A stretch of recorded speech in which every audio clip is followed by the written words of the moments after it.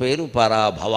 అది అలాగే ఉన్నా మీరు కంగారు పడక్కల్లా. కానీ నిజానికి అది మాత్రమే కాదు, దానికి మరో 2 అర్థాలు ఉన్నాయి. తెలుగు పండితునిగా, సంస్కృతం కొంతో గొప్ప తెలిసిన వాడిగా నేను చెప్పాలన్నమాట. పరాభవ అనే మాట గమనించండి. పరా ఎక్కడదమ్మా? పరా ప్రత్యక్షితీ రూప పశ్యంతి పరదేవత మధ్యమా వైఖరీ రూప భక్తమానస హంసిక.